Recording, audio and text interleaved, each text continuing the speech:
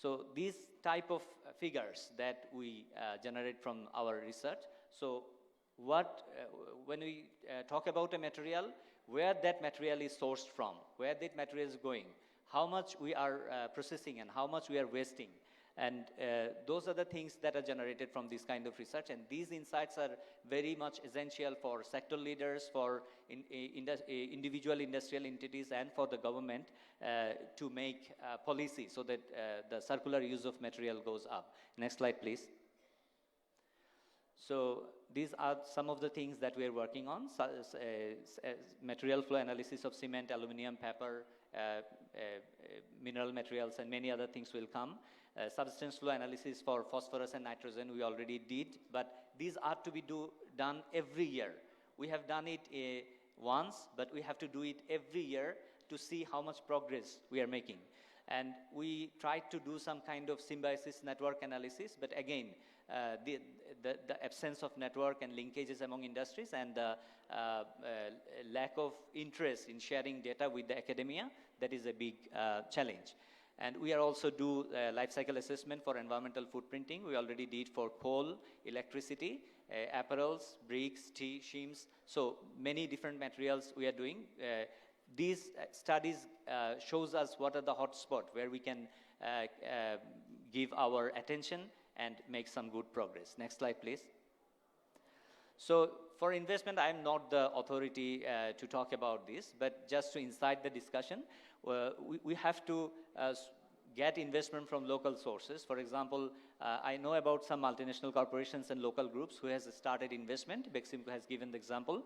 And we have to do establish some kind of framework or incentive scheme to promote private sector investment into circularity push. And from public sector, new circularity programs, incentive and support in terms of fiscal policies, tax, and other things. Inclusion of circularity goals into the ongoing program. As we know that Bangladesh has very large success in SDG, so we have to embed circularity goals into that. And financial sector can also promote the startup culture, promote the existing industries to establish circularity programs so that they can loop back some of the materials that they are wasting now. And some startup ecosystem is established in Bangladesh, so we can tap that. Next slide, please.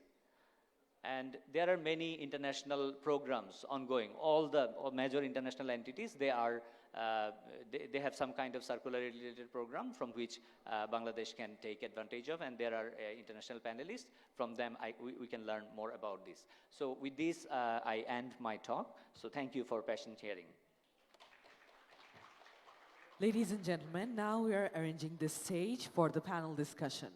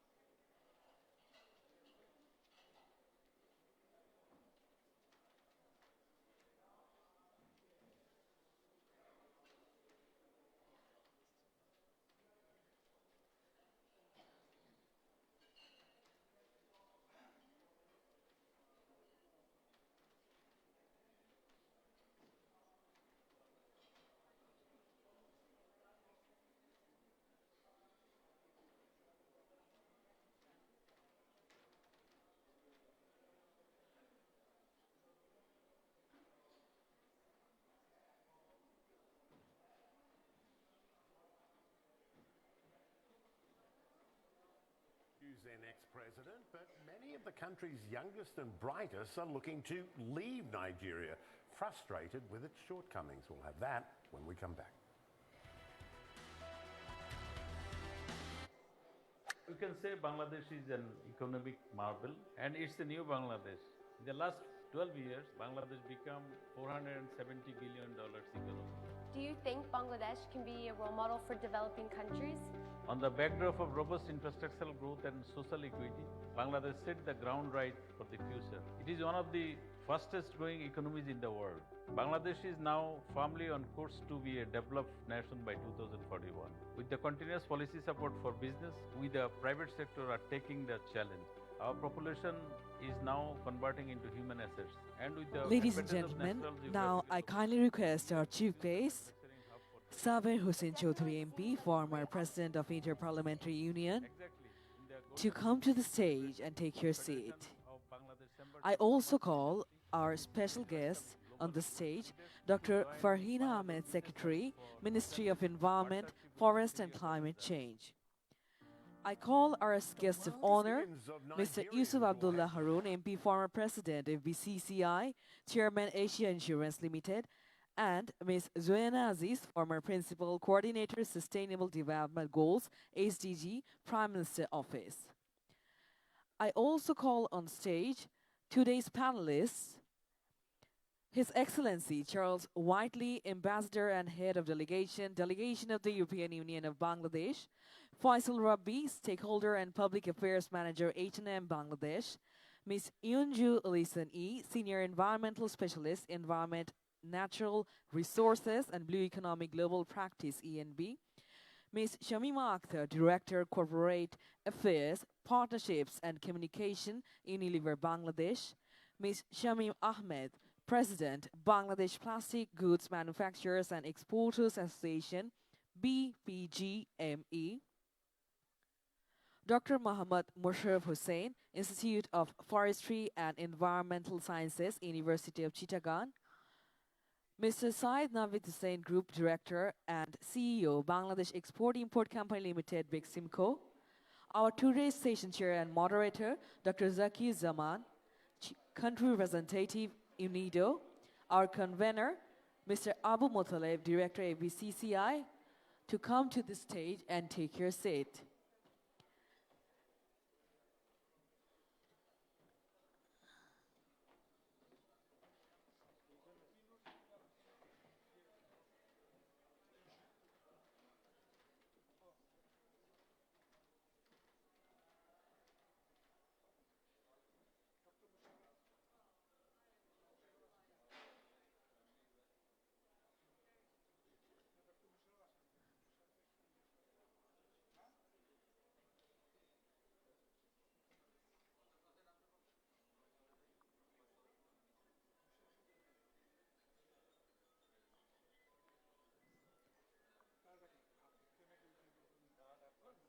I now kindly request our session chair and moderator, Dr. Zaki Zaman, Country Representative, UNIDO, to carry on our today's session. Thank you very much. Honorable Chief Guest, with your permission, we'd like to start the panelist session. We have 5 panelists. We already know who they are. My first question would be to Mr. Shami Mohammed. In order to save time, I am going quickly. Mr. Shami Mohammed, I have 2 questions for you. One, what can Bangladesh do to take advantage of global shift towards sustainability and enhance reuse and recycling of plastic towards a more circular economy? And number 2, what role can private sector play in this regard? Over to you. Okay. Thank you, Dr. Zakir-Jaman. Actually, I am from the plastic, so my question I hopefully for the plastic. As you know, the plastic always when comes, it means the plastic and pollution come together. So maybe Dr. Zakir-Jaman asked me this question for this. From the association and from the plastic sector, we are negotiating with the government for giving the tax exemption, tax benefit for the for the recycling, and as you know, the 50% of the plastic material we are now recycling, and we are expecting that recycling will be increased further with the automation and more investment. As you know, the United Nations Environment Assembly has Resolution 5.2, they requested all the government to make the more investment in the plastic recycling, waste management, and the infrastructure development. I request the government to come forward to make the more investment for the infrastructure. And for the circular economy, FBCCI has done almost 3 seminars on the circular economy. And we have recommended to the ministry, to the government, that to develop a circular economy cell or division to look after the government intervention and policy making. So I hope that this will solve the problem of the plastic as well as the other waste management. Thank you. Thank you very much. For the sake of time, I'm not going to summarize your speech. My second question would be to Ms. Shamima Akhtar, Director, Corporate Affairs, Partnership and Communications, Unilever Bangladesh Limited. Ms. Akhtar, what is the business case around plastic waste recycling and what potential exists for investors? Number 2, what sort of opportunities does Bangladesh vibrant domestic market provides for enhanced investment in circular economy, both focused for domestic and export markets? Over to you. Thank you very much for giving me the opportunity. And we had seen 2, keynote speakers who has, explained the challenge as well as potential. Unilever is a company that produces FMCG products that we use every day. And plastic is a very important material for us because it helps us to send our product at the last mile. So plastic is very important for us. But of course, plastic also brings, as Mr. Shamim has said, that it brings pollution as well. And our keynote speaker has mentioned that this is not only the waste management problem, it's a system, holistic system that we have to build. And I will refer to Mr. Shamim's quote. He has mentioned that around 50% of our plastic gets recycled. This is mostly rigid or, strong plastic. Holistically, we know that only 37% of our plastic gets recycled. This is a lot higher than the global average. Global average is 9%. Why this happened? Yeah, our previous speaker has mentioned that Bangladesh has got the culture of utilizing the assets. And one industry's waste become another industry's input material. So that's the kind of beauty of circularity. But we have to remember that currently our per capita consumption is lower than many developed countries. It is 9 kg per year per person. For Dhaka, which is a capital, which is 20 kg per person. This is going to increase with our economic growth. And that also poses a challenge that currently the informal sector we have who, collect those plastics, right? This is an informal sector. This is going to go down. That's where we see that the global investor should look at Bangladesh because we do have a culture of recycling. Already we do have. We know how to utilize our asset. What we are lacking is the technology intervention. At this moment, we see that informal sector manually doing the sorting, right? That's where we have to develop technology so that this manual intervention can be removed. Our human working environment also improved. We have seen BICC has shared the also good practices as well.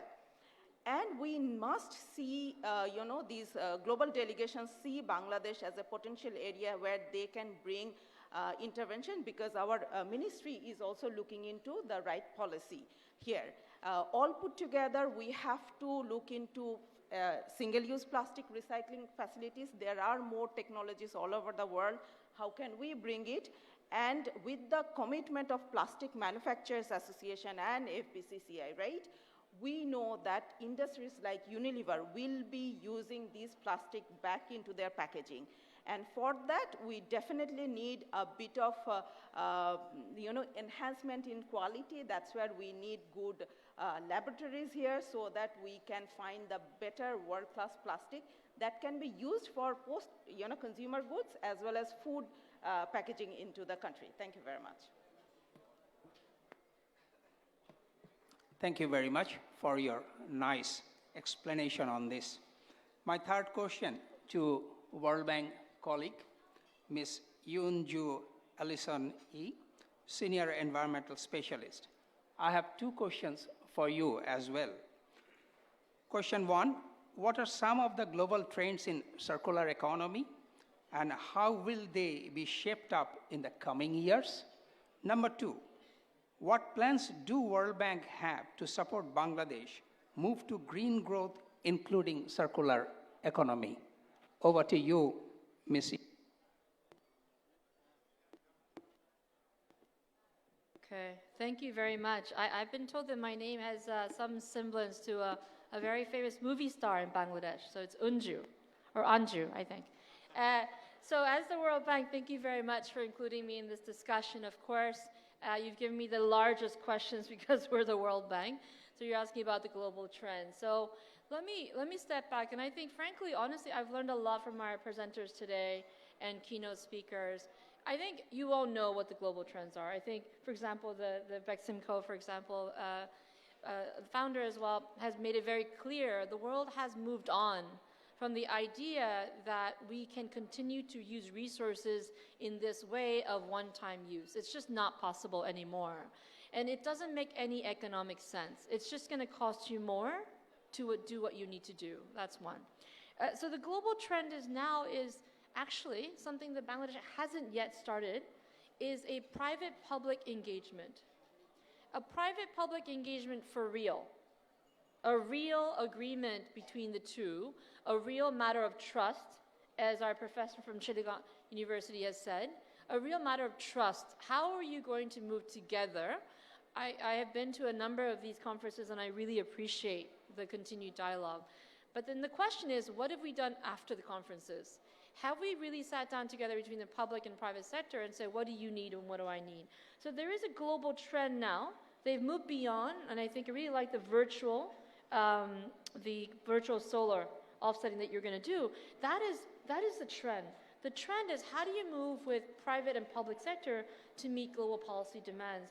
And you know, policy is not about meeting the law. The policy is how do we make better lives for our people? And how do we all grow together?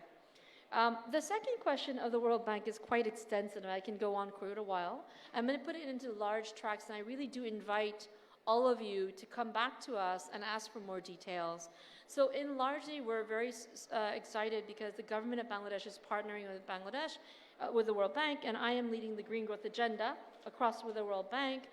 Bangladesh has taken on a large commitment to make some policy shifts.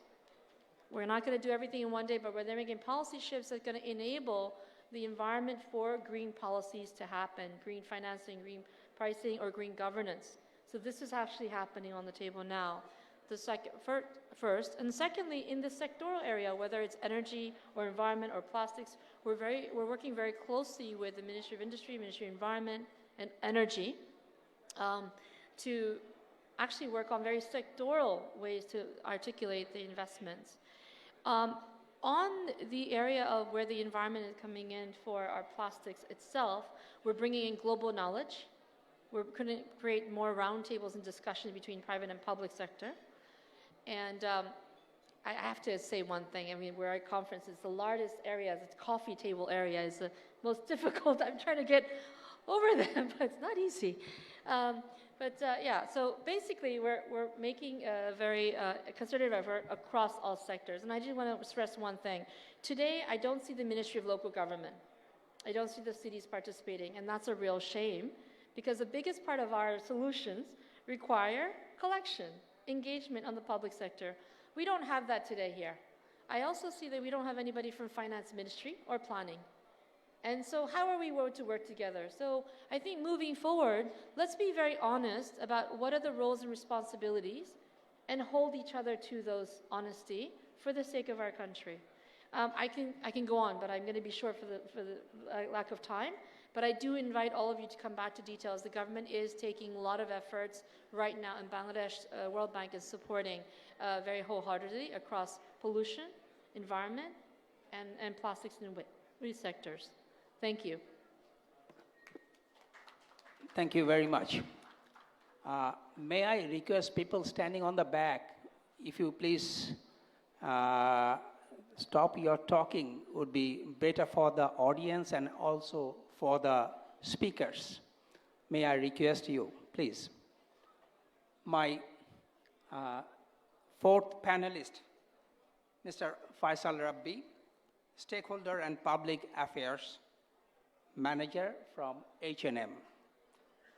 Again, we also have two questions for you. How important will circular economy be for H&M in the coming years? And number two, how can H&M supply chain in Bangladesh better prepared to embrace circular economy priorities? Over to you. We have 5 minutes. Thank you very much, Zaki Bhai. It's a pleasure and honor to be here present in this panel. Thank you very much. So, very interesting question, but I have this tendency to always change the questions a bit. For instance, you asked how important it will be. I want to answer like how important it is right now for us. Basically, from H&M Group, we have these objectives in our businesses that by 2030, our supply chain overall production, overall sales, and overall operation has to reduce GHG emission by 56%. And that is an enormous target. And by 2025, all our material needs to come from, 25% of our material needs to come from recycled sources. And by 2030 and 2040, we want to achieve full recyclability, which is not a very easy task if you consider where we are producing and what is the current situation right now. Bangladesh is a very important production market for us. It is one of the largest, if not the largest production facilities that we have here in Bangladesh. However, the circularity of this industry is not really the biggest strength right now. We can see a lot of potential here. Right now, we are one of the largest user of cotton and poly in Bangladesh. However, we have like 10, 20, 30% of waste when we are utilizing this material. And all of these are going either to India or for some downcycling or some recycling in India and other countries. So in the process, we are losing a lot of value in it. What if we could rather not send this to outside and really recycle them in Bangladesh and use it in our production process? If we could have done that, then Bangladesh could actually become one of the largest sources of cotton material in the world. So that is how important Bangladesh is, how important recycling industry is, and how important we need to, importantly, it is how critical it is for us to, for Bangladesh to grow in terms of recyclability and circularity. We see, when we look at this problem for Bangladesh, we see there are a couple of challenges, maybe three. One, of course, is the technology. We can see, of course, from BICC group, the recover is a huge success, but we want to see a lot more of that coming. We want to see more technologies for more material coming, not only for cotton, but also for poly and poly blends as well. Finance is also a big issue because all of these technologies are foreign technology, technology from outside. We need to bring them in Bangladesh. We need to make the investments happening. We need to create the environment that enable this investment in Bangladesh as well. And of course, finally, the biggest issue we see is the policy barriers. We need policies that will encourage circularity, that will encourage circular production, that will encourage such investments and technology to come to Bangladesh and create such industries that are now does not exist. Because as I was mentioning, that a lot of the textile waste that we have is now either going outside of Bangladesh or being downcycled. In many ways, we are sitting on a gold mine, which we could use and produce a lot better and a lot more and make Bangladesh more attractive and competitive to the world. Why it is super important for H&M Group, or why it is super important for the supply chain of H&M Group? European Union is our biggest market. I have Charles just sitting beside me. So in Europe, newer and newer regulations are coming, and for good causes, of course. And these regulations are putting in place certain barriers, market access barriers, penalties. For instance, there is going to be a carbon cap in all of the products that we are producing in Bangladesh. So certain products, if they are not recycled or does not have enough recycled material in it, or does have a lot of emission attached to it, then we'll not be able to put these products, even though they are produced in Bangladesh, in European market. They will be blocked in the customs or something like that. So for Bangladesh to remain competitive, for Bangladesh to remain as glorious as it has done over the past decades, the success that we have. We are now graduating from LDC to a middle income country. We have to make sure that these policy barriers has been taken care of, the investments are coming, the technology are developed, and overall the capacity of the local supply chain has improved. The informality of the waste industry, textile waste industry, is a bit of a problem. So how can we make that a bit formal is also one of the concerns that we have. Thank you very much. Thank you very much, Mr. Faisal. We are still hearing some noise from the back.